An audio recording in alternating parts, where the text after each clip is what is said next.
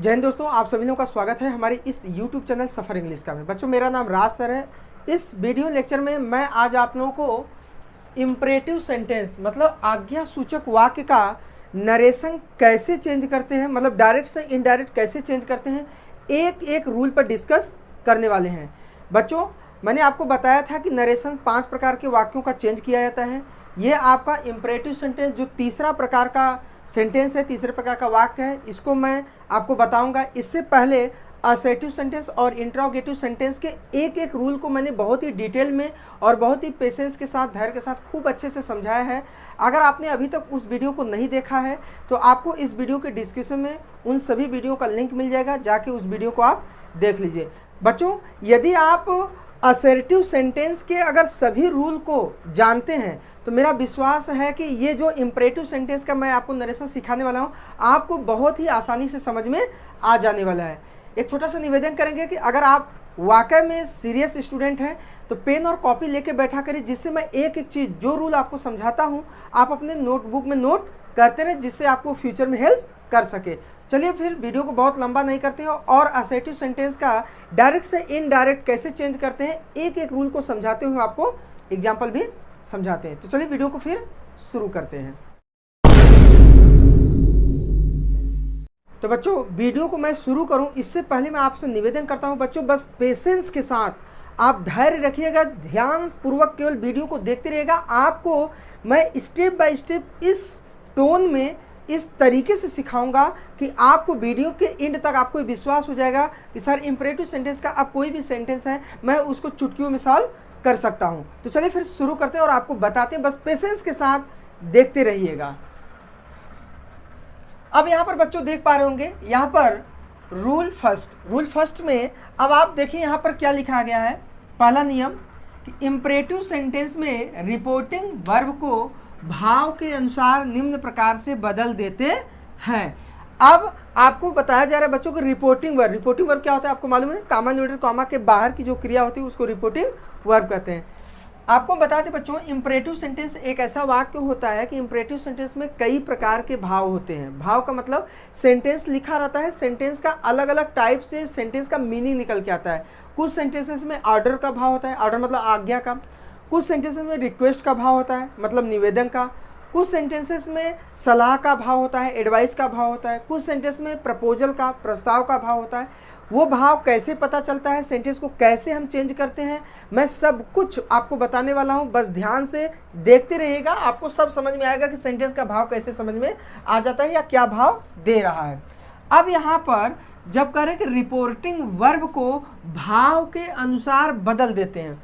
बच्चों, assertive sentence आपने सीखा होगा तो असर्टिव सेंटेंस में आपने देखा होगा रिपोर्टिंग वर्ब को टोल्ड में बदलते थे, या प्रेजेंट टेंस में है तो सेज में, अगर सेज है तो टेल्स में बदल देते थे।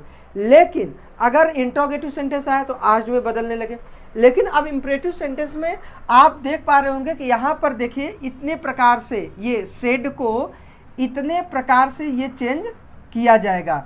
तो चलिए एक एक चीज़ मैं आपको स्टेप बाय स्टेप समझाता हूँ, देखते रहिएगा।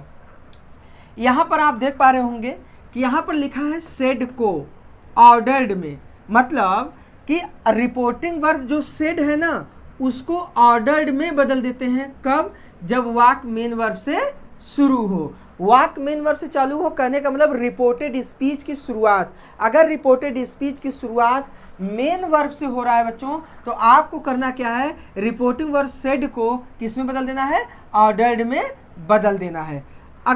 अगला क्या करें, सेड को एडवाइज्ड में बदल देंगे। सेड को एडवाइज्ड में बदल देंगे। कब?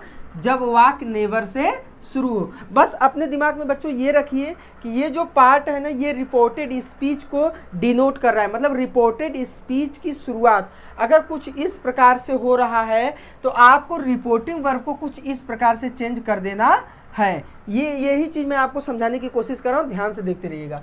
अब चलिए, अब कह रहे हैं कि सेड को फॉरवर्ड में बदल देंगे। सेड को फॉरवर्ड में बदल देंगे कब?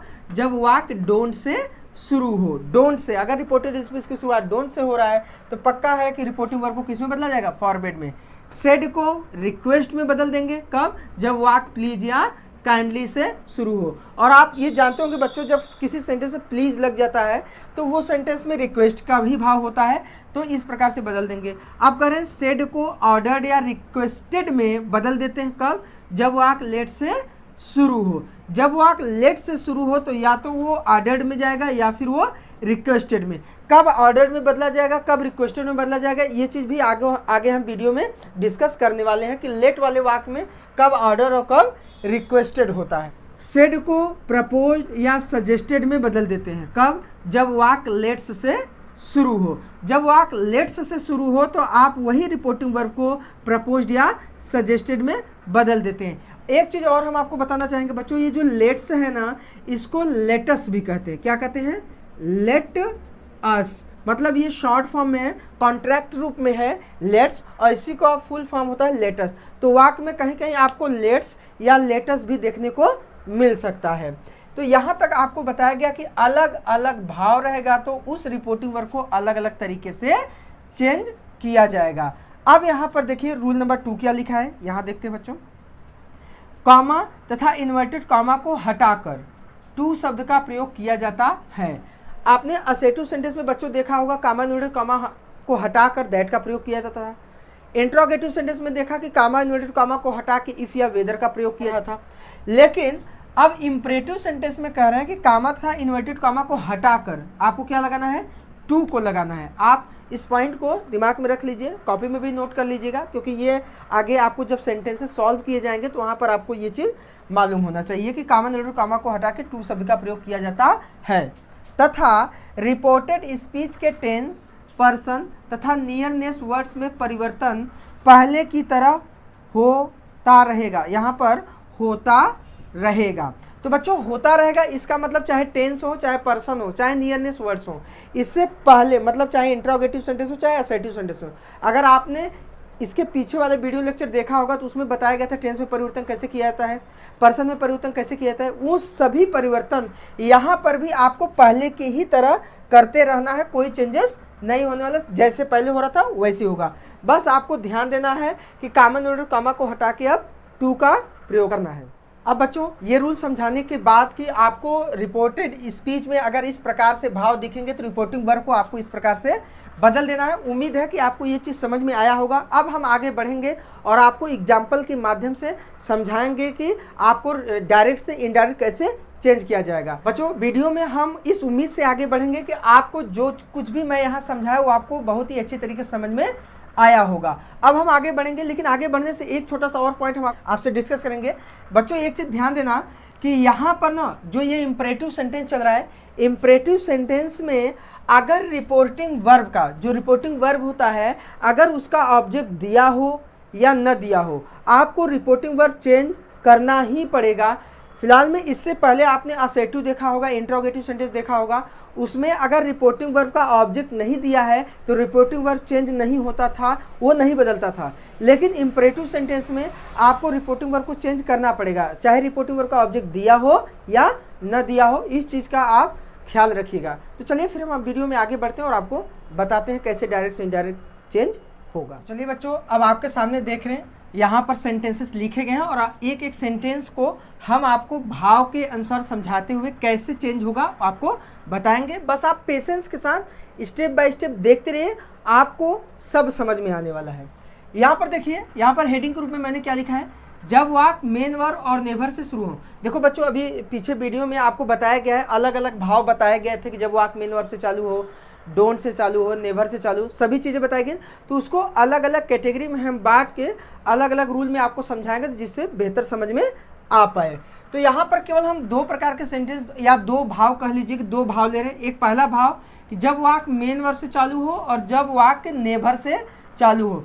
तो आपको पिछले स्लाइड में भी बताया गया बच्चों कि जब वाक्य मेन वर्ब से चालू हो तब रिपोर्टिंग वर्ब आपको किस में बदलना है, ऑर्डर्ड में बदलना है।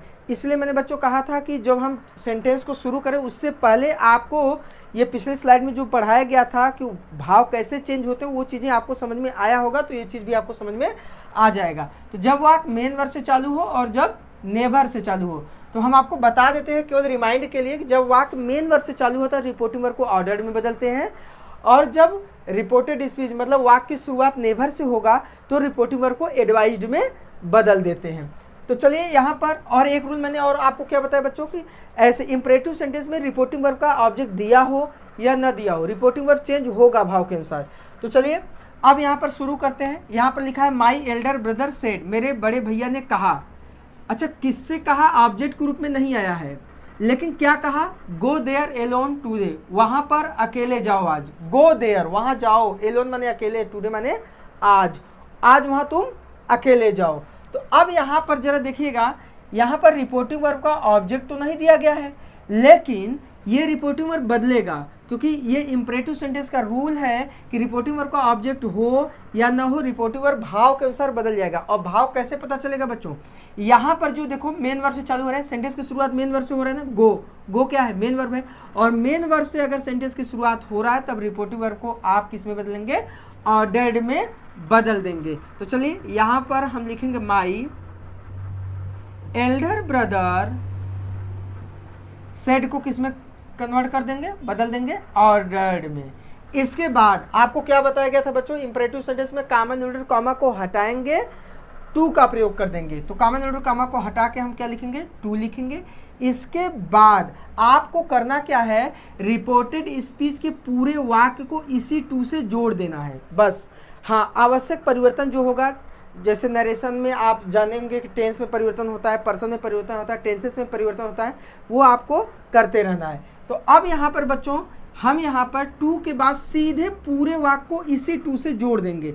तो अब यहाँ पर गो रहेगा, गो चेंज होता नहीं, देयर, देयर नहीं चेंज होगा, एलोन ये नहीं चेंज होगा, लेकिन टुडे चेंज होगा। टुडे किस में चेंज होता है? दैट डे में। तो देखिए इस प्रकार से इसका नरेशन बहुत ही सिंपल और आसान तरीके से चेंज हो गया है। रिपोर्टिव वर्ब को भाव के अनुसार हमने ऑर्डर्ड में चेंज किया, कॉमा न्यूट्रल कॉमा को हटाया, टू का प्रयोग किया और इसी टू से पूरे वाक्य को जोड़ देंगे आवश्यक परिवर्तन करते हुए। तो आवश्यक परिवर्तन देखिए, जो आपका नियरनेस वर्ड्स आया था वो बदल गया, पर्सन आया नहीं है, टेंस में परिवर्तन होगा नहीं क्योंकि ये कोई टेंस है नहीं, ये तो कोई टेंस नहीं है, प्रेजेंट या फिर टेंस, प्रेजेंट कंटिन्यूअस टेंस या फ्यूचर, ऐसा तो कोई टेंस है नहीं, तो टेंस में परिवर्तन नहीं हुआ। हाँ, फिलहाल में यहाँ पर नियरनेस वर्ड्स आया तो वो बदल चुका है। अभी आप देखेंगे तो आपको धीरे धीरे समझ में आएगा। तो चलिए यहाँ पर देखते हैं, लिखा है the class teacher said to the students, class teacher ने विद्यार्थियों से कहा, क्या कहा? स्टैंड अप एवरीवन, सभी लोग खड़े हो जाओ। अब यहाँ पर क्लास टीचर ने बच्चों को, विद्यार्थियों को ऑर्डर किया। कैसे जानेंगे ऑर्डर का भाव है? क्योंकि सेंटेंस की शुरुआत मेन वर्ब से हो रहा है। इस चीज को आप पकड़ लीजिए बच्चों, दिमाग में रख लीजिए, जब भी सेंटेंस की शुरुआत मेन वर्ब से होगा तो वहां पर उस सेंटेंस का भाव ऑर्डर वाला रहेगा। तो ये जो सेड टू है अब ऑर्डर्ड में बदल जाएगा। तो यहां पर हो जाएगा the class teacher ordered the students, the students. इसके बाद कॉमा न्यूट्रल कॉमा को हटाएंगे, टू का प्रयोग करेंगे, क्योंकि कॉमा न्यूट्रल कॉमा को हटा के किसका प्रयोग करना है? टू का प्रयोग करना है यहाँ पे। इसके बाद पूरे रिपोर्टेड स्पीच को यहाँ जोड़ दीजिए, इसी टू से जोड़ दीजिए। अब जोड़ेंगे तो यहाँ पर स्टैंड हो जाएगा, स्टैंड अप और एवरी वन। इसमें कोई चेंजेस नहीं होने वाला है क्योंकि यहाँ पर टेंस नहीं है, कोई पर्सन नहीं है या नहीं तो कोई नियरनेस वर्ड आया है। तो एज इट इज पूरा सेंटेंस ऐसे जोड़ देंगे टू से। ये सेंटेंस हो गया। अब बच्चों अगला सेंटेंस लेते हैं। My mother said to him, मेरी मम्मी ने उनसे कहा, क्या कहा? नेवर एब्यूज एनीवन, कभी भी किसी को गाली मत दीजिए। अब देखिए सेंटेंस की शुरुआत नेवर से हो रहा है, तो पिछले स्लाइड में आपको बताया गया कि जब भी सेंटेंस की शुरुआत नेवर से होगा तो रिपोर्टिंग वर्ब को आपको एडवाइज्ड में बदल देना है, एडवाइज्ड में। अब यहाँ पर सेड टू को हम एडवाइज्ड में बदलेंगे, क्योंकि my mother said to him, मेरी मम्मी ने उनसे कहा कि कभी भी किसी को गाली मत दो, मतलब एक तरीके का सलाह था कि किसी को गाली मत दीजिए। तो यहाँ पर लिखेंगे माई मदर, यही सेड टू किस में हो जाएगा? एडवाइज्ड में, एडवाइज्ड हिम। यहाँ पर भाव के अनुसार, क्योंकि यहाँ पर सलाह का भाव था तो हमने रिपोर्टिंग वर्ब को एडवाइज्ड में बदल दिया। कॉमा न्यूट्रल कॉमा को हटाएंगे, टू का प्रयोग करेंगे। इसके बाद पूरे वाक्य को इसी टू से जोड़ देते हैं। तो जोड़ देंगे, टेंस पर्सन परिवर्तन जो भी होता रहेगा उसको देखते हुए। तो फिलहाल में इसमें कोई टेंस तो यूज हुआ नहीं है, जहाँ पर्सन मिलेगा, नियरनेस वर्ड मिलेगा, हम उनको चेंज करेंगे। तो यहाँ पर नेवर हो जाएगा। और नियम यही कहता है कि इसी टू से कॉमा न्यूट्रल कॉमा को हटाएंगे, टू लिख के फिर पूरे वाक्य को इसी टू से जोड़ देंगे और जो आवश्यक परिवर्तन होगा उसको कर देंगे। तो नेवर एब्यूज एनीवन, एनीवन तो चेंज होगा नहीं। तो इस प्रकार से देखिए ये इसका नरेशन चेंज हो गया। अब अगला sentence, his uncle said to us, उसके चाचा ने सेड टू अस, हम लोगों से कहा, क्या कहा, नेवर हरी, कभी जल्दबाजी मत करो, इन योर लाइफ, अपनी जिंदगी में। तो अब चलिए सेड टू को हम बदल देंगे किसमें, एडवाइज्ड में, क्योंकि सेंटेंस की शुरुआत किससे है, नेवर से। जब बच्चों मेन वर्ब से हो रहा था देख पा रहे होंगे ऑर्डर्ड में हो रहा था, अब नेवर से हो रहा है तो हम एडवाइज्ड में चेंज कर रहे हैं। तो यहाँ पर लिखेंगे हिज अंकल एडवाइज्ड अस। अब कॉमन और कॉमा को हटाएंगे, टू का प्रयोग करेंगे, इसके बाद पूरा वाक्य इसी टू से जोड़ देंगे और जो आवश्यक परिवर्तन होगा उसको कर देंगे। तो यहाँ पर होगा नेवर हरी इन। इसके बाद अब यहाँ पर देख पा रहे होंगे बच्चों कि ये सेकंड पर्सन का प्रोनाउन आ गया है, और सेकंड पर्सन का प्रोनाउन आपको कई बार सिखाया गया है कि सेकंड पर्सन का प्रोनाउन कैसे बदलता है, रिपोर्टिंग वर्ब के ऑब्जेक्ट के अनुसार। तो जिसको बदलना है, इसको बदलना है, इसका कॉलम देख लीजिए, तीसरा कॉलम जिसके अनुसार बदलना है, आइए इसके पास और इसको तीसरे कॉलम में कर दीजिए। तो जब इसको तीसरे कॉलम में करेंगे वी अस आवर, ये आवर हो जाएगा, मतलब यही योर क्या हो जाएगा, आवर हो जाएगा, फिर यहाँ पर लाइफ। तो देखिए कितना सिंपल और कितना आसान था। आपको इस वीडियो लेक्चर में मैंने बच्चों आपको ये बताया कि जब वाक्य मेन वर्ब और नेवर से शुरू होते हैं तब उसका नरेशन कैसे चेंज करते हैं। उम्मीद है कि ये वीडियो आपको बहुत अच्छा लगा होगा।